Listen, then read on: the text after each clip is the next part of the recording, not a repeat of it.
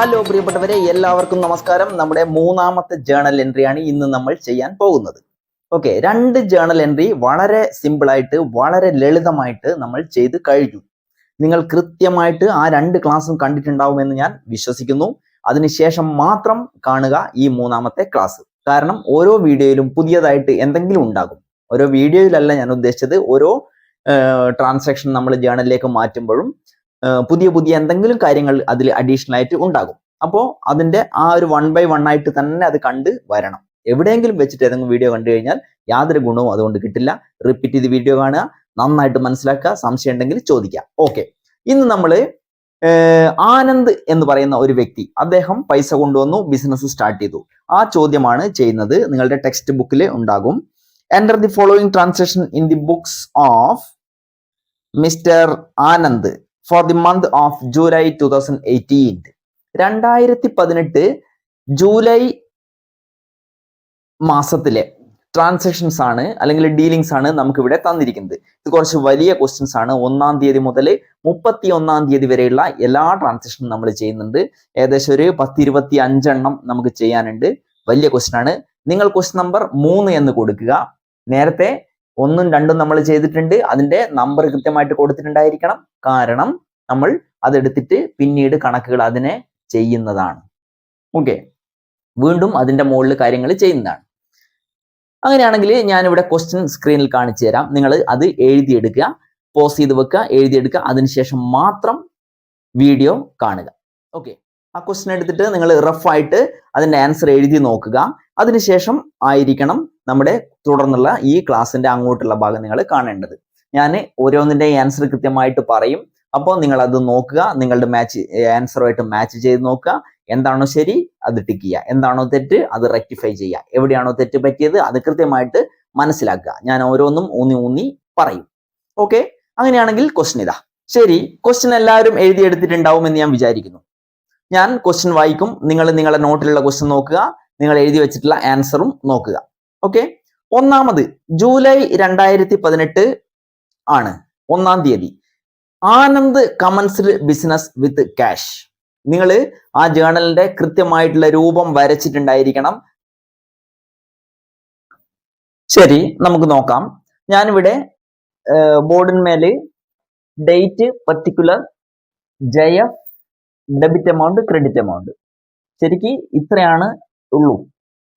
വീണ്ടും ഞാൻ ബോർഡിനെ മറ്റൊരു സെക്ഷനായിട്ട് ഡിവൈഡ് ചെയ്തിട്ട് date, particular, JF, debit amount, credit amount അങ്ങനെ എഴുതിയതാണ്. അപ്പോൾ നിങ്ങൾ നോട്ടിൽ സാധാരണ പോലെ എഴുതിയാൽ മതി. ഞാൻ ഇത് മായ്ച്ചിട്ട് വീണ്ടും എഴുതുമ്പോൾ അത് കൂടുതൽ സമയം എടുക്കും, അത് പ്രയാസമുള്ളതുകൊണ്ടാണ് ഞാൻ ഇങ്ങനെ എഴുതിയത്. ഓക്കെ, അപ്പോൾ നമ്മുടെ date, particular, JF, debit amount, credit amount അത്ര മാത്രമേ ഉള്ളൂ. കൃത്യമായിട്ട് ഒരു പേജ് കംപ്ലീറ്റ് നിങ്ങൾ വരച്ചിട്ട് ആയിരിക്കണം എഴുതിയിട്ടുണ്ടായിരിക്കുന്നത്. ഞാനത് ഒറിജിനൽ ക്ലാസ് നമ്മൾ ചെയ്യുകയൊക്കെ ചെയ്യുമ്പോൾ അങ്ങനെയാണ് എപ്പോഴും ചെയ്യേണ്ടത്. ഓക്കെ, ഒന്നാമത്തെ ട്രാൻസാക്ഷൻ നോക്ക്. Anand commenced business with cash. Anand എന്ന് പറയുന്ന വ്യക്തി 2018 ജൂലൈ 1-ന് ബിസിനസ് സ്റ്റാർട്ട് ചെയ്യാണ്. 50,000 രൂപ കൊണ്ടുവന്നിട്ടാണ് ബിസിനസ് സ്റ്റാർട്ട് ചെയ്യുന്നത്. എപ്പോഴും നമ്മൾ ചെയ്യുമ്പോൾ ബിസിനസ് സ്റ്റാർട്ട് ചെയ്യുന്ന ജേണൽ എൻട്രി ആയിരിക്കും ഫസ്റ്റ് വരിക. ബിസിനസ് സ്റ്റാർട്ട് ചെയ്തിട്ടാണല്ലോ മറ്റ് അവിടെയുള്ള ട്രാൻസാക്ഷൻസ് ഒക്കെ അതിനെ തുടർന്നാണ് പിന്നീടല്ലേ നടക്കുക. അപ്പൊ എപ്പോഴും ഫസ്റ്റ് വൺ അതായിരിക്കും. എഴുതിയ ഡേറ്റ് 2018 ജൂലൈ 1. ഓക്കെ, എന്നിട്ട് ബിസിനസ് സ്റ്റാർട്ട് ചെയ്യുമ്പോൾ cash account DR to Anand capital. Okay, 50,000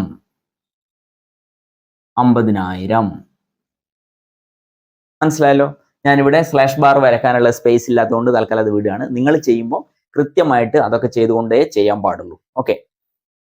okay, narration എഴുതുക. Anand started business.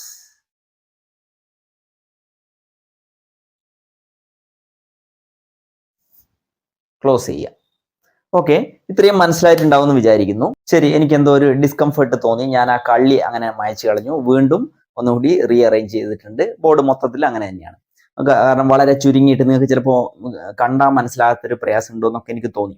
അതുകൊണ്ട് ഞാൻ സാധാരണ പോലെ ചെയ്താണ്. ഇപ്പോഴാണ് ഒരു വൃത്തിയുള്ളത്. അപ്പോൾ ആദ്യത്തെ ട്രാൻസാക്ഷൻ ആ എഴുതിയത് തന്നെ. ആനന്ദ് എന്നുള്ളതിന് ആനന്ദ് ക്യാപിറ്റലിനെ ക്രെഡിറ്റ് ചെയ്യുന്നു, ക്യാഷ് അക്കൗണ്ടിനെ ഡെബിറ്റ് ചെയ്യുന്നു. ബ്രാക്കറ്റിൽ നറേഷൻ എഴുതുക. എന്ത് Anand commenced business with cash 50,000. Okay, ഇനി നിങ്ങൾക്ക് അതിൽ ക്യാഷിന് 1 എന്നുള്ള ലെഡ്ജർ കോളത്തിൽ എഴുതാം. അതായത് ലെഡ്ജർ ഫോളിയോ ഉണ്ടല്ലോ, അതിൽ 1 കൊടുക്കാം, ക്യാപിറ്റലിന് നേരെ 2 എന്ന് കൊടുക്കാം. ക്ലിയർ. ഇനി രണ്ടാമത്തെ ട്രാൻസാക്ഷൻ നിങ്ങൾ നോക്ക്. രണ്ടാമത്തെ ട്രാൻസാക്ഷൻ നിങ്ങളത് ഓപ്പൺഡ് എ ബാങ്ക് അക്കൗണ്ട് എന്നായിരിക്കും. ബാങ്ക് അക്കൗണ്ട് അതായത് നമ്മളെ കയ്യിലുള്ള പൈസ ബാങ്കിൽ ഡെപ്പോസിറ്റ് ചെയ്തുകൊണ്ട്, അല്ലെങ്കിൽ നമ്മൾ ബാങ്കിൽ പോയിട്ട് ഒരു അക്കൗണ്ട് സ്റ്റാർട്ട് ചെയ്തു. ബിസിനസ്മാൻമാർക്ക് എപ്പോഴും അത്യാവശ്യമുള്ള സംഗതിയാണ് എന്ത്? ബാങ്ക് അക്കൗണ്ട് എന്നുള്ളത്. ബാങ്ക് അക്കൗണ്ട് നിങ്ങൾ കേട്ടിട്ടുണ്ടാവും. SB account, current account, FD account, NRI account, അല്ലെ? അങ്ങനെ പല തരത്തിലുള്ള അക്കൗണ്ട് ഉണ്ട്. ബിസിനസ്മാൻമാർ എപ്പോഴും മെയിൻറ്റെയിൻ ചെയ്യുന്ന അക്കൗണ്ടാണ് കറണ്ട് അക്കൗണ്ട്. അതായത് ബിസിനസ് ട്രാൻസാക്ഷന് വേണ്ടിയിട്ട് ഉപയോഗിക്കുന്ന അക്കൗണ്ടാണ് കറണ്ട് അക്കൗണ്ട്. ഓക്കെ, അപ്പൊ അങ്ങനെയുള്ള ഒരു അക്കൗണ്ട് നമ്മൾ സ്റ്റാർട്ട് ചെയ്യാന്ന് വിചാരിച്ചോ. Open day bank account. ബാങ്കിൽ നമ്മൾ പൈസ കൊണ്ടിടുന്നു. നിങ്ങൾ ബാങ്കിൽ പോയിട്ട് ഒരു അക്കൗണ്ട് ഓപ്പൺ ചെയ്യണം എന്ന് വിചാരിക്കുക. എന്താ ചെയ്യാം? ബാങ്കിൽ അവർ പറയും ഒരു മിനിമം പൈസ ഇത്ര വേണം, അല്ലെ? അപ്പൊ ആ 2000 ആണ് 2000, 1000 ആണ് 1000, അത് അവിടെ കൊടുക്കുന്നു. നിങ്ങൾക്ക് എന്ത് ചെയ്യുന്നു? അക്കൗണ്ട് ഓപ്പൺ ചെയ്യുന്നു, അക്കൗണ്ട് നമ്പർ തരുന്നു, അല്ലെ? അത് ഇനീഷ്യൽ ഡെപ്പോസിറ്റ് ആയിട്ട് അവിടെ കാണിക്കും. അതുപോലെ നമ്മളൊരു അക്കൗണ്ട് ഓപ്പൺ ചെയ്യാണ്. ഇവിടെ ബിസിനസ് പർപ്പസിനായതുകൊണ്ട് നമ്മൾ 15,000 രൂപയാണ് ആ ഇനീഷ്യൽ പൈസയായിട്ട് അവിടെ കൊടുക്കുന്നത്. ബാങ്ക് അക്കൗണ്ട് തുടങ്ങി. ബാങ്ക് ആണ് പൈസ കിട്ടുന്ന സ്ഥലം. Bank account DR. അതായത് ബാങ്ക് അല്ലെങ്കിൽ ബാങ്കിങ് ട്രാൻസാക്ഷൻ എന്ന് പറഞ്ഞൊരു സംഗതി നമുക്ക് വേറെ തന്നെ പഠിക്കാനുണ്ട്. ഓക്കെ, ഇത് അതിൽ പെടുന്ന ഒരു സംഗതി ആണെങ്കിൽ കൂടെ കുറച്ചുകൂടി സിമ്പിൾ ആയതുകൊണ്ടാണ് ഞാനിവിടെ ഇത് എന്ത് ചെയ്യുന്നത് നേരിട്ട് അങ്ങ് പറയുന്നത്. ബാങ്കിൽ ഡെപ്പോസിറ്റ് ചെയ്യുമ്പോൾ ബാങ്കിൽ പൈസ കിട്ടുന്നു, നമ്മുടെ കയ്യിലുള്ള പൈസ ബാങ്കിലോട്ട് പോകുന്നു. സത്യം പറഞ്ഞു കഴിഞ്ഞാൽ അവിടെ ഈ ഒരു ട്രാൻസാക്ഷൻ കൊണ്ട് നമ്മൾ ബിസിനസ്മാൻമാർക്ക് യാതൊരു നഷ്ടവും അല്ലെങ്കിൽ നേട്ടവും ഉണ്ടാകുന്നില്ല. നിങ്ങൾ നോക്ക്, നിങ്ങളുടെ കയ്യിലുള്ള പൈസ നിങ്ങൾ ബാങ്ക് അക്കൗണ്ടിൽ ഇട്ട് കഴിഞ്ഞാൽ നിങ്ങൾക്ക് എന്തെങ്കിലും നഷ്ടമോ നേട്ടമോ ഉണ്ടാകുന്നുണ്ടോ? ഒന്നുമില്ല. കാരണം നിങ്ങളെ കയ്യിൽ നിന്ന് അത് ബാങ്കിലേക്ക് പോകുന്നു. അത് നമുക്ക് എന്ത് ചെയ്യാം? ഓൺലൈൻ പേയ്മെന്റ് ആയിട്ടും മറ്റ് ചെക്ക് കൊടുത്തുകൊണ്ടും ഒക്കെ അത് ട്രാൻസാക്ട് ചെയ്യാം. നിങ്ങളെ കയ്യിൽ തന്നെയുള്ള പൈസയാണ് ആക്ച്വലി അത്. ഓക്കെ, അപ്പോൾ അത് തന്നെയാണ് ഇവിടെ സംഭവിച്ചത്. അതുകൊണ്ടാണ് ബാങ്കിൽ കിട്ടുന്നു എന്ന് പറയുന്നത്. ആക്ച്വലി ബാങ്ക് എന്ന് പറയുന്നത് ശരിക്കും എന്താണ്? ഒരു ഇൻസ്റ്റിറ്റ്യൂഷനാണ്, ഒരു സ്ഥാപനമാണ്. അവര് റിസീവ് ചെയ്യാണ്. ഒരു വ്യക്തി സ്വീകരിക്കുന്നത് പോലെ തന്നെ നമ്മളെ കയ്യിലുള്ള പൈസ റിസീവ് ചെയ്യുകയാണ്. ഓക്കെ, അപ്പൊ അങ്ങനെ റിസീവ് ചെയ്യുമ്പോൾ ബാങ്കിനെ ഡെബിറ്റ് ചെയ്യുന്നു. ഇനി എന്ത് ചെയ്യുന്നു? ടു ക്യാഷ് അക്കൗണ്ട്, അല്ലെ? എത്രയാ? 15,000. ക്ലിയർ. നറേഷൻ ഇതെന്ത്? Deposit cash into bank. Deposit cash into bank. Narration close ചെയ്യാം. ഓക്കെ, അതിന്റെ ഡേറ്റ് എത്രയാണെന്നുള്ളത് കൃത്യമായിട്ട് നിങ്ങൾ ഡേറ്റ് കൊടുക്കണം. ഡേറ്റ് 2-ാം തീയതിയാണ്. സോറി, 1-ാം തീയതി തന്നെയാണ്, അല്ലെ? അപ്പോൾ 1/7/2018 തന്നെയാണ് കേട്ടോ. 1/7/2018 ഡേറ്റ് എഴുതി. ഇനി ഇതിനെ നമുക്ക് ബാങ്കിന് നമുക്ക് 3 എന്ന് കൊടുക്കാം. ക്യാഷിനെ നമുക്ക് 1 എന്ന് തന്നെയാണ് കൊടുക്കേണ്ടത്. കാരണം ഫസ്റ്റ് ട്രാൻസാക്ഷൻ്റെ അകത്ത് നമ്മൾ ക്യാഷ് ഇങ്ങോട്ട് കിട്ടിയപ്പോൾ അതിന് 1 എന്നാണ് നമ്പർ കൊടുത്തത്. ഇനി നമുക്ക് മൂന്നാമത്തെ ട്രാൻസാക്ഷൻ നോക്കാം. Boat office furniture. Boat office furniture എന്ന് പറഞ്ഞു കഴിഞ്ഞാൽ ഓഫീസിലെ ആവശ്യത്തിന് വേണ്ടിയിട്ട്, ബിസിനസിന്റെ ആവശ്യത്തിന് വേണ്ടിയിട്ട് നമ്മളൊരു ഫർണിച്ചർ മേടിച്ചു. ഫർണിച്ചർ ഇങ്ങോട്ട് വാങ്ങി, ഇങ്ങോട്ട് കൊണ്ടുവന്നു. അപ്പം ബിസിനസ്സിലേക്ക് എന്താ കിട്ടുന്നത്? ഒരു ഫർണിച്ചർ അക്കൗണ്ട് ഇങ്ങോട്ട് വരികയാണ്, അല്ലെ? നമ്മൾ പൈസ കൊടുത്താണ് ഇത് മേടിച്ചത്. അല്ലായിരുന്നെങ്കിൽ എന്തെങ്കിലും ഒരു സ്ഥാപനത്തിന്റെ വ്യക്തികളുടെ പേര് അവിടെ തന്നേനെ. അപ്പൊ എന്താ സംഭവിച്ചത്? ബോട്ട് ഓഫീസ് ഫർണിച്ചർ ഇങ്ങോട്ട് വരുന്നത് ഓഫീസ് ഫർണിച്ചർ ആണ്, അങ്ങോട്ട് പോകുന്നത് ക്യാഷ് ആണ്. അപ്പോൾ ഇങ്ങോട്ട് വരുന്നതിനെ ഡെബിറ്റും ആ പോകുന്നതിനെ ക്രെഡിറ്റും ചെയ്യാം. Bought office furniture. അപ്പൊ എന്ത് ചെയ്യാ? Office furniture, office furniture account debit to cash account credit. Furniture bought എന്ന് എഴുതിയായി. Furniture bought. അത് ട്രാൻസാക്ഷൻ അടിയിൽ വരിക. അതിന്റെ എമൗണ്ട് ഓരോന്ന് എഴുതുമ്പോൾ ഇപ്പൊ ഡെബിറ്റ് എഴുതുമ്പോൾ ഡെബിറ്റിന്റെ എമൗണ്ട് അന്നേരം തന്നെ അങ്ങ് എഴുതി കഴിഞ്ഞാൽ നല്ലതാ. പിന്നെ അത് മാറിപ്പോവോ അല്ലെങ്കിൽ എഴുതാണ്ട് മറന്നു പോവൊന്നും ചെയ്യൂല. ക്ലിയർ. ഇങ്ങനെയാണ് എന്ത് ചെയ്യുക? ഫർണിച്ചർ മേടിച്ചതിന്റെ എൻട്രി എഴുതുക. മനസ്സിലായിട്ടുണ്ടെന്ന് വിചാരിക്കുന്നു. ഇതിന്റെ ഡേറ്റ് കൃത്യമായിട്ട് നിങ്ങൾ എഴുതി വെക്കണം. ഇത് 2-ാം തീയതി നടന്നിട്ടുള്ള ട്രാൻസാക്ഷൻ ആണ്. നേരത്തെ 2ഉം 1 ആണ്, ഇവിടെ 2. ഓക്കെ, 2 എന്ന് എഴുതിയിട്ട് ഒരു കോമ ഇട്ട് വെച്ചാൽ മതി. ഇനി അടുത്ത ട്രാൻസാക്ഷൻ നോക്കുക. Boat machinery from Kirloskar company limited 7,000. Kirloskar company എന്ന് പറയുന്ന ഒരു കമ്പനിയിൽ നിന്നും നമ്മൾ ഒരു മെഷീനറി മേടിക്കുകയാണ് അല്ലെ. അപ്പോ അതിന് 7,000 രൂപയാണ് കോസ്റ്റ് വന്നിട്ടുള്ളത്. അങ്ങനെയാകുമ്പോൾ നിങ്ങൾ ഇവിടെ നോക്ക്, മെഷീനറി മേടിച്ചു, പൈസ കൊടുത്തിട്ടാണോ മേടിച്ചത് അല്ല കടത്തിനാണോ മേടിച്ചത്? അത് നിങ്ങൾ ഇവിടെ ഫസ്റ്റ് തന്നെ ഫൈൻഡ് ഔട്ട് ചെയ്യണം. പൈസ കൊടുക്കാതെയാണ് ഇവിടെ മേടിച്ചത് എന്നാണ് നിങ്ങൾ ഇതിൽ നിന്ന് മനസ്സിലാക്കുന്നത്. അതായത് കിർലോസ്കർ കമ്പനിയുടെ അടുത്ത് നിന്ന് മേടിച്ചു എന്ന് പറഞ്ഞു കഴിഞ്ഞാൽ അത് കടത്തിനാണ്. കാരണം ഒരു കമ്പനിയുടെ പേര് അവിടെ വ്യക്തമായിട്ട് തന്നിരിക്കുകയാണ്. ഓക്കെ, അപ്പോ നമുക്ക് കിട്ടിയ സാധനം എന്താ? അതിനാണ് ഡെബിറ്റ് ചെയ്യേണ്ടത്. Machinery account debit. ആരാ തന്നത്? ആരുടെ നിന്നാ കിട്ടിയത്? പൈസ കൊടുത്ത് മേടിച്ചായിരുന്നെങ്കിൽ പൈസ എഴുതായിരുന്നു. പക്ഷെ ഇവിടെ കടത്തിനാണ് മേടിച്ചത്. കിർലോസ്കർ കമ്പനിയാണ് ക്രെഡിറ്റ് ആ കേസിൽ വരിക. അപ്പൊ നിങ്ങൾ നോക്കുക, ഡേറ്റ് എഴുതുക. ഡേറ്റ് 3-ാം തീയതിയാണ്. Bought machinery account debit to Kirloskar company limited. എത്ര എമൗണ്ട് വരിക? 4,000 രൂപയ്ക്കാണ്, 7,000 രൂപയ്ക്കാണ് എമൗണ്ട്. 7,000 രൂപയാണ് ക്യാഷ് വരുന്നത്. ഇത് ക്രെഡിറ്റ് ട്രാൻസാക്ഷൻ ആണ്. പൈസ നമ്മൾ കൊടുത്തിട്ടില്ല, കൃത്യമായിട്ട് ഓർമ്മിച്ച് വെക്കണം. ക്ലിയർ? ഇനി ഇതിന്റെ നറേഷൻ എഴുതുക. എന്തായിരുന്നു? മെഷീനറി ബോട്ട് അല്ലെ മെഷീനറി പർച്ചേസ്ഡ്. എന്തെഴുതിയാലും ശരി തന്നെയാണ് കേട്ടോ. Machinery purchased. ഇത്രയും സംഗതി എഴുതിയാൽ ആ ട്രാൻസാക്ഷന്റെ ജേണൽ എൻട്രി പൂർത്തിയായി.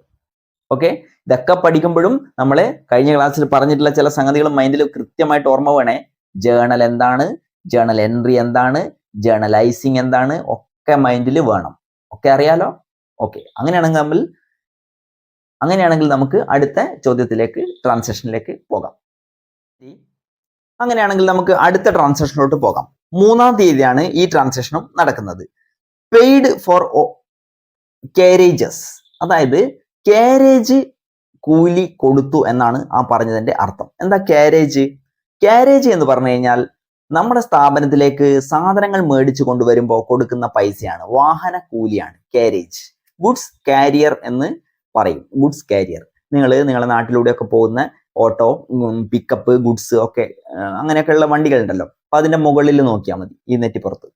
അപ്പൊ എന്തുണ്ടാവും? ഗുഡ്സ് കാരിയർ എന്ന് എഴുതി വെച്ചിട്ടുണ്ടാവും. Goods carrier. കാരിയർ, ജീപ്പിനൊക്കെ കാരിയർ ഇല്ലേ, സാധനങ്ങൾ വെക്കാൻ വേണ്ടിയിട്ടുള്ള മുകളിൽ ഒരു ഇരുമ്പിന്റെ, അത് തന്നെ. അപ്പോൾ ക്യാരി ചെയ്യാന്ന് പറഞ്ഞു കഴിഞ്ഞാൽ വഹിക്കുക. കാരിയർ എക്സ്പെൻസ് എന്ന് പറഞ്ഞു കഴിഞ്ഞാൽ, അല്ലെങ്കിൽ അതിന് പൈസ കൊടുത്തു എന്ന് പറഞ്ഞു കഴിഞ്ഞാൽ നമ്മൾ ആ സാധനം നമ്മുടെ സ്ഥാപനത്തിൽ എത്തിക്കാൻ വേണ്ടിയിട്ട് കൊടുത്തിട്ടുള്ള പൈസ എന്നാണ് അർത്ഥം. അപ്പൊ നമുക്ക് ഒരു എക്സ്പെൻസ് ആണ്, ഒരു ചെലവാണ്. അപ്പോൾ കാരേജ് എന്നാണ് നമ്മൾ ഇവിടെ പറയുക. കാരേജ്. ഈ കാരേജിനെ നമ്മൾ എക്സ്പെൻസ്, ഡയറക്റ്റ് എക്സ്പെൻസ് എന്നൊക്കെയാണ് പറയുക. അതിനെക്കുറിച്ച് നമുക്ക് ഡീറ്റെയിൽ ആയിട്ട് പിന്നീട് പറയാം. അങ്ങോട്ട് എത്തുമ്പോൾ നമുക്ക് പറയേണ്ടതായിട്ട് ഉണ്ട്. കാരേജ് എന്നുള്ള സംഗതി കൊണ്ട് നമ്മുടെ പൈസ പോകുന്നു എന്നാണ് അവിടെ പറയുന്നത്. കാരേജും ക്യാഷും ആണ് വരിക 3-ാം തീയതി. Carriage account debit to cash account. Paid for carriage എന്ന് എഴുതുക. Paid for carriage. എത്ര രൂപയാണ് നമുക്ക് ചെലവായത്? 75 രൂപയാണ് അങ്ങനെ കാരേജിന് നമുക്ക് കൊടുക്കേണ്ടതായിട്ട് വന്നത്. 75. ക്ലിയർ? അപ്പോൾ നിങ്ങൾ ഇത് എഴുതിക്കൊള്ളണം. ഇതിന്റെ ലെഡ്ജർ ഫോളിയോ എന്നുള്ളത് എത്രയാണോ എഴുതിക്കൊള്ളണം. ഞാൻ ഓരോന്നും മായച്ചിട്ട് ചെയ്യുന്നതുകൊണ്ട് കൃത്യമായിട്ട് എനിക്ക് ഓർമ്മ ഉണ്ടാവില്ല. അതുകൊണ്ട് നിങ്ങളത് കൃത്യമായിട്ട് മെയിൻറ്റെയിൻ ചെയ്ത് കൊള്ളണം. ക്ലിയർ? ഇനി അടുത്തത്, ഇനി വേറൊരു കാര്യം പറയട്ടെ. നിങ്ങളിപ്പോൾ ഒരു പേജിൽ ഒരു ജേണൽ എൻട്രി വരച്ചു കഴിഞ്ഞ് അടുത്ത പേജിൽ വരക്കുമ്പോൾ വീണ്ടും ഹെഡിങ് ഒന്നും കൊടുക്കേണ്ട കാര്യമില്ല. ഓക്കെ, ഞാനിപ്പോ ഒരു പേജിൽ ഇങ്ങനെ വരച്ച് എൻ്റെ നോട്ടിൽ അല്ലെങ്കിൽ ഇവിടെ, ഇപ്പൊ രണ്ടാമത് എഴുതുമ്പോൾ അല്ലെങ്കിൽ അടുത്തൊരു പേജിലേക്ക് എഴുതുമ്പോൾ ആ ഹെഡിങ് ഒന്നും വീണ്ടും നിങ്ങൾ കൊടുക്കേണ്ടതായിട്ടില്ല. കണ്ടിന്യൂസ് ചെയ്താൽ മതി. ഓക്കെ, അപ്പോൾ ഹെഡിങ് കൊടുത്തുകൊണ്ട് തെറ്റുണ്ട് എന്നല്ല, അതിന്റെ ആവശ്യമില്ല. കൊടുത്തു കഴിഞ്ഞാലും കുഴപ്പമൊന്നുമില്ല. ക്ലിയർ? ഇനി അടുത്ത ട്രാൻസാക്ഷൻ നോക്ക്. വീണ്ടും 3-ാം തീയതി തന്നെ boat goods from Thomas and company. Thomas and company അവരുടെ കയ്യിൽ നിന്ന് നമ്മൾ സാധനം മേടിച്ചു എന്നാണ് അതിന്റെ അർത്ഥം. തോമസിന്റെ അടുത്ത് സാധനം മേടിച്ചു എന്ന് പറഞ്ഞു കഴിഞ്ഞാൽ പൈസ കൊടുത്തിട്ടില്ല. കാരണം തോമസ് എന്ന് പറയുന്ന കമ്പനിയുടെ പേര് കൃത്യമായിട്ട് ഇവിടെ മെൻഷൻ ചെയ്തിട്ടുണ്ട്. അങ്ങനെയാവുമ്പോൾ എന്താ വരിക? തോമസിന്റെ അടുത്ത് നിന്ന് സാധനം മേടിച്ചു, ഇങ്ങോട്ട് കിട്ടുന്നത് എന്താണ്? സാധനമാണ്. അപ്പോൾ അതിനെ പർച്ചേസ് എന്നാണ് നമ്മൾ എഴുതുക, അല്ലെ? ക്രെഡിറ്റ് എന്താ? ക്യാഷ് കൊടുത്തിട്ടാണ് മേടിച്ചെങ്കിൽ ക്യാഷ് എഴുതാമായിരുന്നു. അല്ല, നിങ്ങൾ നോക്ക്, നിങ്ങൾ ആൻസർ എഴുതി വെച്ചിട്ടുണ്ടെങ്കിൽ നോക്ക് എന്താണ് എഴുതിയത്. ഞാൻ പറയുന്ന ആൻസറുമായിട്ട് കമ്പയർ ചെയ്ത് നോക്ക്. Purchase account debtor to Thomas and company എന്നാണ് വരിക. ഓക്കെ, മൂന്നാമത്തെ ട്രാൻസാക്ഷൻ, 3-ാം തീയതിയത്തെ transaction. Purchase account debtor to Thomas account. Okay, എത്ര രൂപയുടെ സാധനമാണ് മേടിച്ചത്? 12,000 രൂപയുടെ സാധനമാണ് മേടിച്ചത്. 12,000. 12,000. നറേഷൻ എന്താ എഴുതുക? Boat goods from Thomas. Boat എന്ന് പറഞ്ഞു കഴിഞ്ഞാൽ വാങ്ങി. Okay, boat goods from Thomas എന്നാണ് അതിന്റെ നറേഷൻ വരിക. Goods from Thomas. Packet close ചെയ്യുക. നിങ്ങൾ ലെഡ്ജർ ഫോളിയോ നമ്പർ കൃത്യമായിട്ട് കൊടുത്തുകൊള്ളുക. ഞാൻ നേരത്തെയും പറഞ്ഞു, കൊടുത്തുകൊള്ളുക. ഓക്കെ, ഇനി അടുത്ത ക്വസ്റ്റിനിലേക്ക് പോകാം. അടുത്ത ട്രാൻസാക്ഷനിലേക്ക് പോകാം. 4-ാം തീയതിയാണ് അടുത്ത ട്രാൻസാക്ഷൻ നടക്കുന്നത്. 4-ാം തീയതി എന്താ നടക്കുന്നത്? Cash sales. ക്യാഷ് സെയിൽസ് അതിന്റെ അർത്ഥം എന്താ? ക്യാഷ് വിറ്റു. അങ്ങനെയാ? അങ്ങനെയല്ല. സാധനം വിറ്റു, ആ സ്പോട്ടിൽ അതിന്റെ പൈസ കിട്ടി, അല്ലെങ്കിൽ ക്യാഷ് സെയിൽ ആണ് നടന്നത് എന്നാണ് അതിന്റെ അർത്ഥം. അതായത് സാധനം വിറ്റപാടെ അതിന്റെ പൈസ നമുക്ക് കിട്ടിയിട്ടുണ്ട്, അല്ലെ? ക്രെഡിറ്റ് സെയിൽ, ക്യാഷ് സെയിൽ എന്നുള്ള അർത്ഥത്തിലാണ് പറഞ്ഞത്. ഓക്കെ, നിങ്ങൾ അതിൻ്റെയൊക്കെ മീനിങ് എടുക്കുമ്പോൾ തെറ്റായിട്ട് ധരിച്ച് വെക്കരുത്. അപ്പോൾ ക്യാഷ് സെയിൽ എന്ന് പറഞ്ഞു കഴിഞ്ഞാൽ ക്യാഷ് കിട്ടി, അങ്ങോട്ട് പോയത് എന്താ? നമ്മുടെ സാധനമാണ്, സെയിലാണ്. അപ്പൊ ഇങ്ങോട്ട് വന്നത് ക്യാഷ് ആണ്, അങ്ങോട്ട് പോയത് സെയിലാണ്. Cash account debit, sale account credit. Okay, അങ്ങനെയാണെങ്കിൽ 4-ാം തീയതി ഡേറ്റ് കൊടുക്കുക. Cash account debit dear to sales account credit. എത്ര രൂപയുടെ സാധനം മേടിച്ച്? 5,500. 5,500 റുപ്പീസിന്റെ സാധനമാണ് നമ്മൾ ആരെടുത്ത് മേടിച്ചത്? പൈസ കൊടുത്ത് മേടിച്ചത്. ക്യാഷ് സെയിൽസ് എന്ന് എഴുതുക. Cash sales. ഇത്രയും സംഗതി ചെയ്തു കഴിഞ്ഞാൽ ആ ട്രാൻസാക്ഷൻ അവിടെ കംപ്ലീറ്റഡ് ആയിട്ടുണ്ട്. ഓക്കെ, അപ്പൊ നിങ്ങൾ ഓരോന്ന് എഴുതുമ്പോഴും അതിന്റെ കോളം ഇത് മാത്രമേ വരാൻ പാടുള്ളൂ, അത് പ്രത്യേകം ശ്രദ്ധിക്കണം. പിന്നെ എഴുതുമ്പോൾ ആ ഒരു വൃത്തി എപ്പോഴും മെയിൻറ്റെയിൻ ചെയ്യണം. അതായത് കാരേജ് അക്കൗണ്ട് ഡെറ്റർ ഈ അങ്ങേ അറ്റത്ത് തന്നെ എഴുതണം, ഇവിടെ നിന്നുകൊണ്ടാണ് ചെയ്തിരുന്നത്. ഓക്കെ, എപ്പോഴും ആ ഒരു വൃത്തി മെയിൻറ്റെയിൻ ചെയ്യണം. ടു എന്ന് എഴുതുമ്പോൾ ഞാൻ ഇന്നലെ പറഞ്ഞിരുന്നു, കുറച്ച് താഴ്ത്തിയിട്ട് എഴുതണം, അതിന്റെ ഒരു സ്റ്റെപ്പ് ചരിച്ചിട്ട് എഴുതണം. കാരണം എമൗണ്ടും അങ്ങനെയാണ് വരുന്നത്. ഓക്കെ, അത് കാണുമ്പോൾ ഒരു വൃത്തിക്ക് വേണ്ടിയിട്ടാണ്. പരീക്ഷയൊക്കെ എഴുതുമ്പോൾ, പരീക്ഷക്കൊക്കെ നിങ്ങൾ എഴുതുന്ന കേസിൽ ഇത് വളരെ നിർബന്ധമുള്ള സംഗതിയാണ്. കാരണം നീറ്റ് ഉണ്ടായാലേ ഒരാൾക്ക് നോക്കിയാൽ മനസ്സിലാക്കാൻ പറ്റുള്ളൂ. അങ്ങനെ ആകുമ്പോഴേ മാർക്ക് കിട്ടുള്ളൂ. ക്ലിയർ? അടുത്ത ക്വസ്റ്റിനോട്ട് പോകാം. Sold goods to Ramesh on credit. 5-ാം തീയതി വീണ്ടും ഒരു സെയിൽസ് നടക്കുകയാണ്. 5-ാം തീയതി ഡേറ്റ് ഇടുക, 5 എന്ന് കൊടുക്കുക. കൊല്ലം ഒന്നും ഇങ്ങനെ എപ്പോഴെപ്പോഴും എഴുതണം എന്നില്ല കേട്ടോ. രമേഷിന് വിറ്റാണല്ലോ, കടത്തിനാണല്ലോ. Ramesh account debit to sales. Credit sales ആണ്. ബ്രാക്കറ്റിൽ നറേഷൻ എഴുതുക. Sold goods to Ramesh. Okay, amount എത്രയാ? 2,750. 2,750. ഓക്കെ, അത് ക്ലിയർ ആണെന്ന് വിചാരിക്കുന്നു. അപ്പോൾ 5-ാം തീയതിയത്തെ ട്രാൻസാക്ഷൻ നമ്മൾ പഠിച്ചു കഴിഞ്ഞു, എഴുതി കഴിഞ്ഞു. നിങ്ങൾ നോക്കുക ശരിയായിട്ടുണ്ടോ നോക്ക്. ശരിയായിട്ടുണ്ടെങ്കിൽ ശരിയിടുക, അല്ലെങ്കിൽ തെറ്റാണെങ്കിൽ അത് തിരുത്തിയിട്ട് എഴുതുക. എന്താണ് തെറ്റുന്നുള്ളത് എന്നുള്ളത് നിങ്ങൾ കൃത്യമായിട്ട് മനസ്സിലാക്കണേ. ഞാൻ ഓരോന്ന് എഴുതുമ്പോഴും നിങ്ങൾക്ക് എവിടെയാണ് മിസ്റ്റേക്ക് പറ്റുന്നത്, ഏത് ചിന്തിക്കുമ്പോഴാണ് മാറിപ്പോകുന്നത്, നിങ്ങൾ ആൻസർ എവിടെയാണ് നിങ്ങൾക്ക് ആ ഒരു പിടുത്തം കിട്ടായ്മയുള്ളത്, അത് കൃത്യമായിട്ട് ഫോക്കസ് ചെയ്യണം. ക്ലിയർ? അങ്ങനെയാണെങ്കിൽ നമുക്ക് അടുത്ത ക്വസ്റ്റിനോട്ട് പോവാം. Boat of Menon and company. നമ്മൾ മേനോൻ ആൻഡ് കമ്പനി എന്ന് പറയുന്ന ഒരു കടയിൽ നിന്നും സാധനം മേടിച്ചു എന്നാണ് അതിന്റെ അർത്ഥം. മേനോൻ ആൻഡ് കമ്പനിയുടെ കടയിൽ നിന്നും നമ്മൾ സാധനം മേടിച്ചു. അങ്ങനെയാകുമ്പോൾ സാധനമാണ് നമുക്ക് ഇങ്ങോട്ട് വന്നിട്ടുള്ളത്, അല്ലെ? പർച്ചേസ് എന്നാണ് അവിടെ എഴുതേണ്ടത്. ഡേറ്റ് കൊടുക്കുക നിങ്ങൾ എത്രയാന്ന് വെച്ചാല് purchase account debit credit Menon and company. Company എന്നുള്ളത് CO എന്ന് എഴുതിയിട്ട് ഒരു കുത്തിടുക, അങ്ങനെ ഷോർട്ടായിട്ട് നമുക്ക് എഴുതാൻ പറ്റും. ഓക്കെ, 750 രൂപയുടെ സാധനമാണ് നമ്മൾ ഇവിടെ അദ്ദേഹത്തിന്റെ അടുത്ത് മേടിച്ചത്. 750 കൃത്യമായിട്ട് എഴുതി വെക്കുക, അതിന് സ്ലാഷ് ബാർ കൊടുക്കുക. ഓക്കെ, നറേഷൻ എന്താ വരിക? Boat goods from Menon. Boat goods from Menon. Clear? അപ്പൊ നറേഷൻ എഴുതണം എന്നുള്ളത് നിർബന്ധമായിട്ട് നിങ്ങൾ എഴുതിക്കോ, ഫോളോ ചെയ്തോ കേട്ടോ. പരീക്ഷയ്ക്ക് അതൊക്കെ അവർ നോക്കും. പക്ഷെ ആക്ച്വലി ഞാൻ കഴിഞ്ഞ ദിവസം പറഞ്ഞിരുന്നു, പ്രാക്ടിക്കൽ ചെയ്യുമ്പോൾ ഇതൊന്നും പല ആളുകളും ചെയ്യാറില്ല. ക്ലിയർ? അടുത്ത ട്രാൻസാക്ഷൻ നോക്ക്, പെയ്ഡ് വേജസ്. 7-ാം തീയതിയുള്ള ട്രാൻസാക്ഷൻ ആണ് നോക്കേണ്ടത്. പെയ്ഡ് വേജസ്, വേജ് കൊടുത്തു, കൂലി കൊടുത്തു എന്നൊക്കെയാണ് അതിന്റെ അർത്ഥം. കൂലി എന്ന് പറഞ്ഞാൽ എന്താ? നമ്മളെ കടയിൽ ആരോ എന്തോ ജോലി ചെയ്യുന്നു, അദ്ദേഹത്തിന് ഓരോ ദിവസത്തെയും കൂലി കൊടുക്കുന്നു. നമ്മളെ സംബന്ധിച്ചിടത്തോളം അതൊരു വലിയ എക്സ്പെൻസ് ആണ്. ക്ലിയർ? അപ്പോ 7-ാം തീയതി വേജ് ആണ് ഡെബിറ്റ് വരിക. Wage account DR. Clear? Cash ആണ് ക്രെഡിറ്റ് വരിക. To cash account. ഓക്കെ, എത്രയാ വേജ് കൊടുത്തത്? 550. 550. 550. നറേഷൻ എന്താ? Paid wages.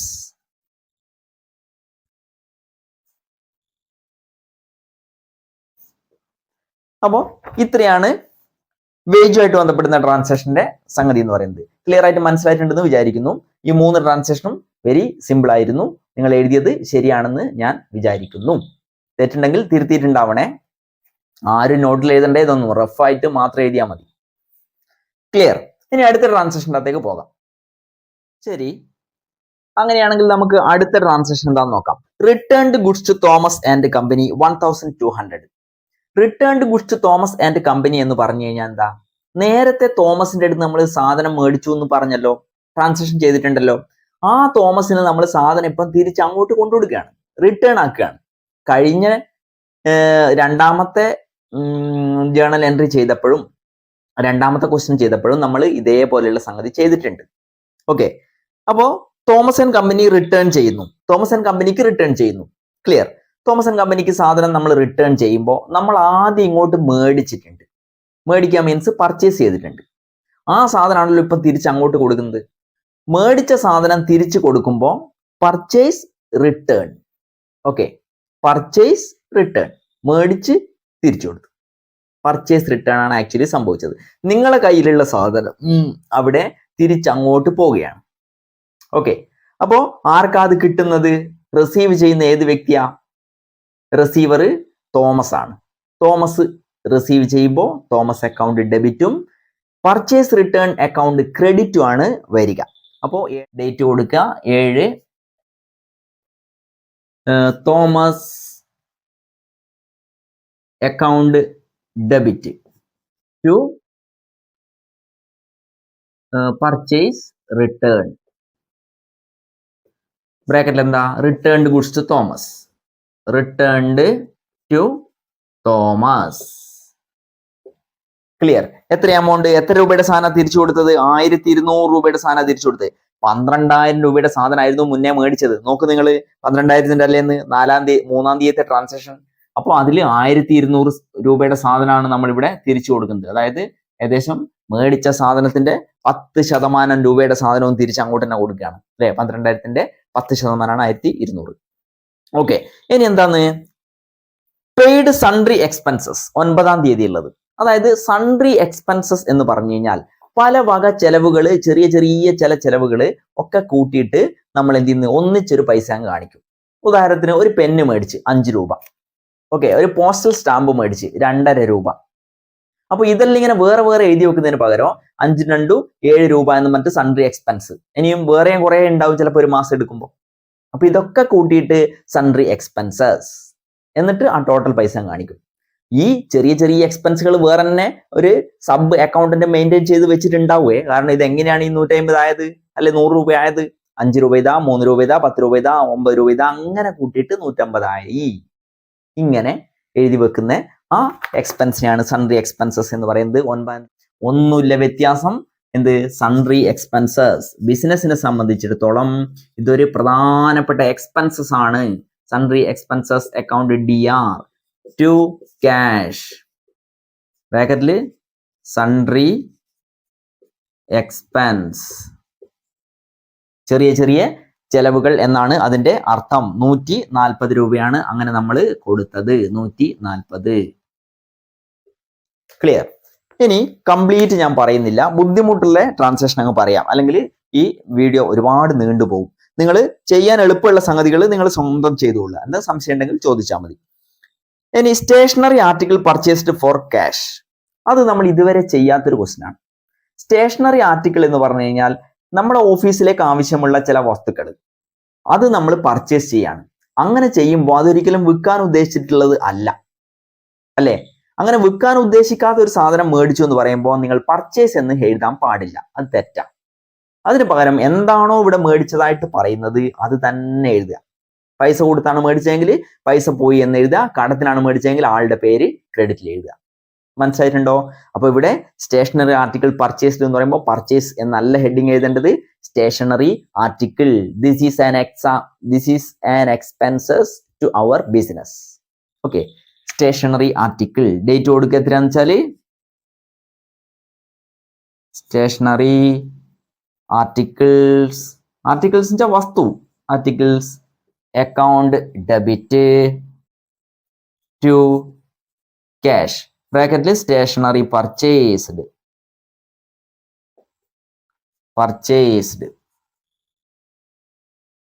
എത്ര എമൗണ്ട്? 240 രൂപയുടെ സാധനമാണ് നമ്മൾ മേടിച്ചത്. 240, 240. ക്ലിയർ? ഇത് മനസ്സിലായിട്ടുണ്ടാവും എന്ന് വിചാരിക്കുന്നു. 240 രൂപയുടെ സാധനം. ഓക്കെ, ഇനി അതിൽ നിങ്ങൾക്ക് പ്രയാസമായിട്ട് തോന്നുന്ന ഒരു സംഗതി എന്തെങ്കിലും ഉണ്ടോ നോക്കുക. Received goods returned by Ramesh. Received goods, സാധനം സ്വീകരിച്ചു. റിട്ടേൺഡ് ബൈ രമേശ്, എങ്ങനെയാ? റിട്ടേൺ ചെയ്തതാണ്. ആര് റിട്ടേൺ ചെയ്ത്? രമേശ് റിട്ടേൺ ചെയ്ത സാധനമാണ് നമ്മൾ സ്വീകരിച്ചത്. രമേശ് എനിക്ക് സാധനം തിരിച്ചു തരണമെങ്കിൽ, റിട്ടേൺ ചെയ്യണമെങ്കിൽ ഞാൻ ആദ്യം അയാൾക്ക് വിറ്റിട്ടുണ്ടാവണമല്ലോ. അങ്ങനെ വിറ്റിട്ടുണ്ടെങ്കിൽ അത് അയാൾ തിരിച്ചു തരുന്നു. അങ്ങനെ തിരിച്ചു തരുന്ന സംഗതിയെ നമ്മൾ എന്ത് പറയും? Returned goods by Ramesh. അതായത് സെയിൽസ് റിട്ടേൺ. സെയിൽ ചെയ്തു, തിരിച്ചിങ്ങോട്ട് വന്നു. അപ്പോൾ സെയിൽസ് റിട്ടേൺ ആണ് അവിടെ സംഭവിച്ചത്. ആരാ തിരിച്ചു തന്നത്? രമേശാണ്. അപ്പൊ നമ്മൾ എഴുതേണ്ടത് sales return account debit, Ramesh credit. അങ്ങനെയാണ് എഴുതേണ്ടത്. Okay, sales return debit, Ramesh credit.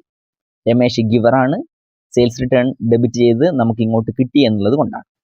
അടുത്ത് നോക്ക്, paid to Thomas and company. തോമസിന് നമ്മൾ പൈസ കൊടുത്തു എന്നാണ്. നേരത്തെ നമ്മൾ സാധനം മേടിച്ചിരുന്നല്ലോ തോമസ് എന്ന് പറയുന്ന വ്യക്തിൻ്റെ അടുത്ത് നിന്ന്, റിട്ടേണും ആക്കിയിട്ടുണ്ടായിരുന്നു. അപ്പോൾ അതിൻ്റെ ഭാഗമായിട്ട് ഇവിടെ കുറച്ച് പൈസ നമ്മൾ കൊടുക്കാനുണ്ട്. ആ പൈസ ഇപ്പം കൊടുക്കുന്നു. Thomas account debit to cash എന്നാണ് അതിൻ്റെ ജേർണൽ എൻട്രി വരിക. Okay,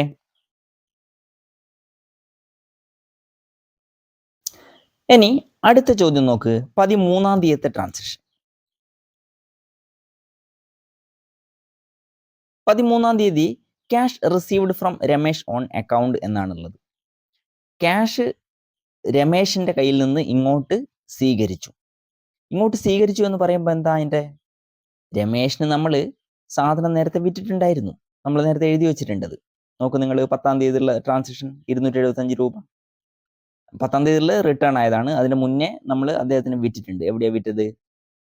sold goods to Ramesh on credit 2750 എന്നുള്ളത്. അപ്പോൾ അങ്ങനെ നമുക്ക് അദ്ദേഹം പൈസ തരാനുണ്ട്. ആ പൈസയാണ് ഇവിടെ അദ്ദേഹം തരുന്നത്. അങ്ങനെയാകുമ്പോൾ എന്താ വരിക? ക്യാഷ് ഇങ്ങോട്ട് കിട്ടുന്നു, ക്യാഷ് അക്കൗണ്ട് ഡെബിറ്റ് അല്ലേ? എന്നിട്ടോ ആരാ തരുന്നത്? ഗിവർ രമേശാണ്.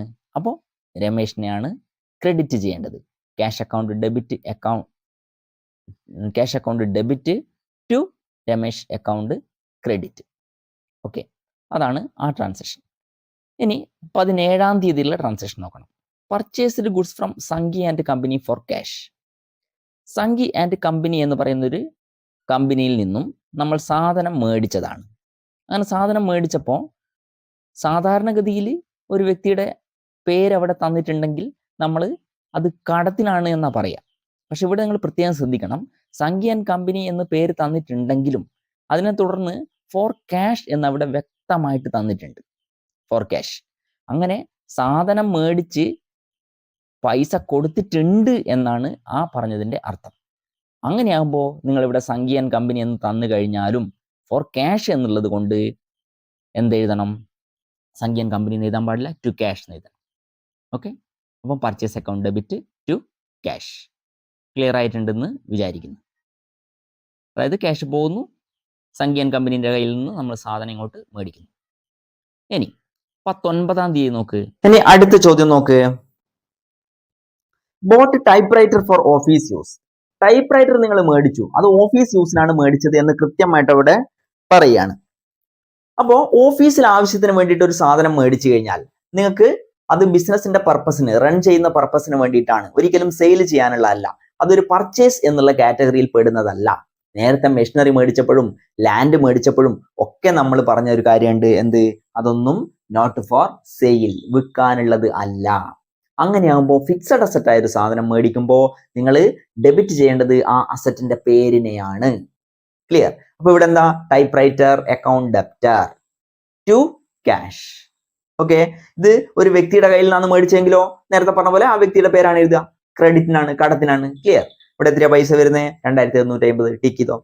അടുത്തത് പെയ്ഡ് ഇലക്ട്രിസിറ്റി ചാർജ്. ഒന്നുമില്ല, electricity charge account debit, cash credit, കാരണം അതൊരു എക്സ്പെൻസ് ആണ്. ഓക്കെ, ഇനി അടുത്ത ചോദ്യത്തിലെ നോക്കുക. 140 ഇപ്പം പറഞ്ഞതിന്റെ amount. Paid into bank നമ്മൾ നേരത്തെ എഴുതിയാണ്, സെയിം ജേണൽ എൻട്രി ആണ്, ഞാൻ റിപ്പീറ്റ് ചെയ്യുന്നില്ല, എഴുതിക്കൊള്ളുക. അഡ്വർടൈസ്മെന്റ് ചാർജ് പെയ്ഡ്, പരസ്യത്തിന്റെ പൈസ കൊടുത്തു എന്നാണ് ആ പറഞ്ഞതിന്റെ അർത്ഥം. പരസ്യം എന്ന് പറഞ്ഞാൽ എന്താ? ബിസിനസ്സിന് പ്രൊമോട്ട് ചെയ്യാണ് അല്ലെ, ആൾക്കാരെ മുന്നിലേക്ക് നമ്മളെ പ്രൊഡക്റ്റിനെ കുറിച്ച് അറിയിക്കണം, നമ്മളെ പ്രൊഡക്റ്റ് നല്ലതാണെന്ന് അവർ അറിയിക്കണം, അറിയാത്ത ആൾക്കാരുടെ ഇടയിലേക്ക് ഇതിനെക്കുറിച്ചുള്ള ഇൻഫർമേഷൻ എത്തിക്കണം. അങ്ങനെ ആകുമ്പോൾ നമ്മൾ പരസ്യം ചെയ്യും. നിങ്ങൾ കാണുന്നില്ലേ പേപ്പറിന്റെ കൂടെയൊക്കെ പരസ്യം നോട്ടീസ് വരുന്നത്, ടി വിയിൽ വലിയ പരസ്യം വരുന്നത് അല്ലെ, പിന്നെന്താ മറ്റ് സോഷ്യൽ മീഡിയാസിൽ പരസ്യം വരുന്നത്, അങ്ങനെ പലയിടത്തിലും പരസ്യം കാണും. ഇതിനൊക്കെ ചെലവുണ്ട് ഓരോ ബിസിനസ്സുകാരനും. അപ്പോൾ അഡ്വർടൈസ്മെന്റ് അക്കൗണ്ട് DR ഡെബിറ്റ് ആണ് ടു ക്യാഷ്, അതാണ് അതിന്റെ ജേണൽ എൻട്രി വരിക. ഇനി introduced further capital by Anand. ഇത് ഞാനൊന്ന് പറയാം. അതായത് നമ്മൾ ഇതുവരെ പറയാത്തൊരു കാര്യമാണ്. ആനന്ദ് ആണല്ലോ നമ്മുടെ ബിസിനസ് സ്റ്റാർട്ട് ചെയ്ത വ്യക്തി. അദ്ദേഹം ആദ്യം ഒരു ക്യാപിറ്റൽ കൊണ്ടുവന്നിട്ടുണ്ട്. എത്ര രൂപ? 50,000 രൂപ. അപ്പോൾ ബിസിനസ് നന്നായിട്ട് റൺ ചെയ്യുന്നുണ്ട്, നന്നായിട്ട് പോകുന്നുണ്ട് എന്ന് കണ്ടപ്പോൾ അദ്ദേഹം എന്ത് ചെയ്യാണ്? വീണ്ടും ബിസിനസ്സിലേക്ക് മുതലിറക്കുകയാണ്. അതിനെയാണ് ഫർദർ ക്യാപിറ്റൽ എന്നൊക്കെ പറയാം. ഫർദർ, വീണ്ടും. എന്താ? Further capital. മനസ്സിലായല്ലോ? ഫർദർ. അപ്പോൾ വീണ്ടും ക്യാപിറ്റൽ ഇറക്കുമ്പോൾ പ്രത്യേകിച്ച് മാറ്റമൊന്നുമില്ല. എന്ത് തന്നെ എഴുതേണ്ടത്? ആദ്യം അദ്ദേഹം പൈസ കൊണ്ടുവന്നപ്പോൾ നിങ്ങൾ എന്താണോ എഴുതിയത്, സെയിം ജേണൽ എൻട്രി തന്നെയാണ് എപ്പം അയാൾ പൈസ ബിസിനസ്സിലേക്ക് വീണ്ടും ഇറക്കിയാലും വരിക. എന്താ? Cash account DR, Thomas account, sorry ഇവിടുത്തെ വ്യക്തി ആരാ? തോമസ് അല്ല, ആനന്ദ് അക്കൗണ്ട് ക്രെഡിറ്റ്, അല്ലെങ്കിൽ to Anand account capital. Okay, cash account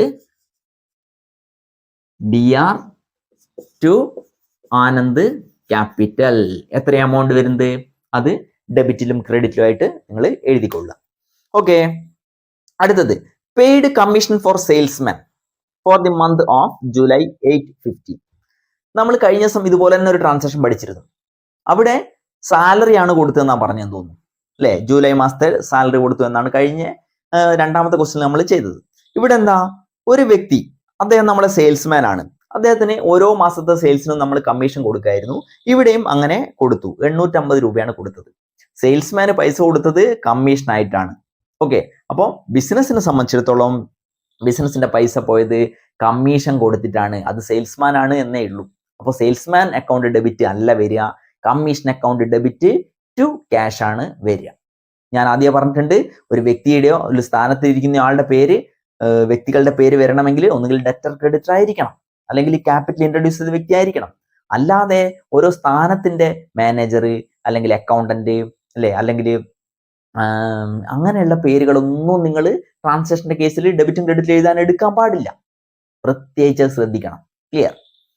okay, next paid salary to staff. ഇപ്പം തൊട്ട് മുകളിൽ കമ്മീഷന്റെ കേസ് പറഞ്ഞ പോലെ തന്നെയാണ് അവിടെ. സ്റ്റാഫിന് സാലറി കൊടുത്തു. സ്റ്റാഫിന് സാലറി കൊടുക്കുമ്പോൾ സ്റ്റാഫ് അക്കൗണ്ട് ഡെബിറ്റ് എന്നല്ല, ഞാനിപ്പം പറഞ്ഞു സാലറി അക്കൗണ്ട് ഡെബിറ്റും ക്യാഷ് ക്രെഡിറ്റും ആണ് വരിക. റെന്റ് ഓഫ് ദി ബിൽഡിംഗ് അടുത്തത് എഴുതിക്കൊള്ളണേ, ഞാൻ സ്പീഡാക്കിയതാണെന്ന്. ഡേറ്റ് എഴുതിക്കൊള്ളണം, ട്രാൻസാക്ഷൻ എഴുതിക്കൊള്ളണം, നറേഷൻ എഴുതിക്കൊള്ളണം, debit amount, credit amount, ledger folio കൃത്യമായിട്ട് എഴുതിക്കൊള്ളണം, ഒക്കെ ചെയ്തോളണം, ഒരു മാറ്റം ഉണ്ടാവരുത്. Okay. Rent of the building കൊടുത്തു എന്ന് പറഞ്ഞു കഴിഞ്ഞാൽ ബിൽഡിങ്ങിന്റെ റെന്റ് കൊടുത്തു. വാടക കെട്ടിടത്തിലാണ് നമ്മൾ വർക്ക് ചെയ്യുന്നത്, അതുകൊണ്ട് അദ്ദേഹത്തിന് മാസാമാസം വാടക കൊടുക്കണം. സോ നമ്മളെ സംബന്ധിച്ചിടത്തോളം റെന്റ് എന്നുള്ള എക്സ്പെൻസ് ആണ് ഇവിടെ. Rent account debit to cash നോക്കി എഴുതിയിട്ടുണ്ടോന്ന്, അങ്ങനെയാണ് വരിക. നെക്സ്റ്റ് പെയ്ഡ് ഇൻഷുറൻസ് പ്രീമിയം അല്ലെ, അതായത് ബിസിനസ് വല്ല നഷ്ടവും പ്രശ്നങ്ങളും ഉണ്ടാകും എന്ന് പേടിച്ചിട്ട് നമ്മൾ ഇൻഷൂർ ചെയ്യും അല്ലെ. ഇൻഷൂർ എന്താണെന്നൊക്കെ ഉള്ളത് നമുക്ക് പിന്നീട് പറഞ്ഞുതരാം ഞാൻ. ഓക്കെ. അപ്പൊ അങ്ങനെ ഇൻഷൂർ ചെയ്യുമ്പോൾ മാസാമാസം നിങ്ങൾ ഒരു പൈസ അടക്കേണ്ടി വരും. വണ്ടീന്റെ ഇൻഷൂർ നിങ്ങൾ ചെയ്യുന്നുണ്ടല്ലോ ഒരു കൊല്ലത്തേക്ക് ഒരു പ്രീമിയം അടച്ചിട്ട് അല്ലെ. അതിന്റെ അർത്ഥം എന്താ, വണ്ടിക്ക് എന്തെങ്കിലും പ്രശ്നം പറ്റിക്കഴിഞ്ഞാൽ, വണ്ടി വേറൊരാളെ ഇടിച്ചു കഴിഞ്ഞാൽ നിങ്ങൾക്കും അല്ലെങ്കിൽ ആ തേർഡ് പാർട്ടിക്കും ഒക്കെ എന്തുണ്ട്, ഒരു ഫണ്ട് ഉറപ്പ് വരുത്തുകയാണ്. അതിന് നിങ്ങളൊരു പൈസ ആദ്യം അടയ്ക്കുന്നുണ്ട് അല്ലെ. അങ്ങനെ അടയ്ക്കുന്ന പൈസയെ പറ്റി അവിടെ പറയുന്നത്, അത് നിങ്ങളെ സംബന്ധിച്ചിടത്തോളം ഒരു എക്സ്പെൻസ് ആണ് അല്ലെ, ക്യാഷ് പോവുകയാണ്. അത് മാസാമാസം അടക്കേണ്ടി വരും ബിസിനസിനെ സംബന്ധിച്ചിടത്തോളം, അല്ലെങ്കിൽ 6 മാസം കൂടുമ്പോൾ ഒരിക്കൽ അടക്കേണ്ടി വരും, അല്ലെങ്കിൽ കൊല്ലത്തിൽ ഒരിക്കൽ അടക്കേണ്ടി വരും. അങ്ങനെ അടച്ചിട്ടുണ്ടെങ്കിൽ നമ്മളെ സംബന്ധിച്ചിടത്തോളം അതൊരു എക്സ്പെൻസ് ആണ്. അപ്പോൾ insurance premium account DR, clear.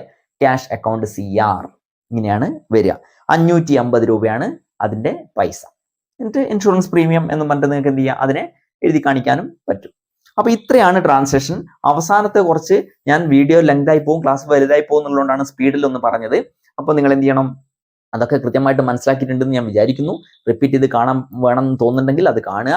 ഇത്രയും ക്ലാസ് കൊണ്ട് അത് കൃത്യമായിട്ട് മനസ്സിലാക്കാൻ പറ്റേണ്ടതാണ് ഒരാൾക്ക്. ഒരു ശരാശരിക്ക് കുട്ടിക്ക് ആണെങ്കിലും മനസ്സിലാക്കാൻ പറ്റുന്ന രൂപത്തിൽ തന്നെയാണ് ഞാൻ ക്ലാസ് കൊണ്ടുപോയിട്ടുള്ളത്. അപ്പോൾ ഞാൻ ഈ വീഡിയോ ഇവിടെ നിർത്തുകയാണ്. അടുത്ത ക്ലാസ്സിൽ മറ്റൊരു കണക്കുമായിട്ട്, ആ കണക്കിൽ ഒരുപാട് ചേഞ്ചസ് ഉണ്ടാവും. ഇതുപോലെയല്ല, നന്നായിട്ട് ഇത് കാണണം. അതിനുശേഷമേ അടുത്ത ക്ലാസ്സിലേക്ക് എല്ലാവരും വരാൻ പാടുള്ളൂ. Okay, C you next time.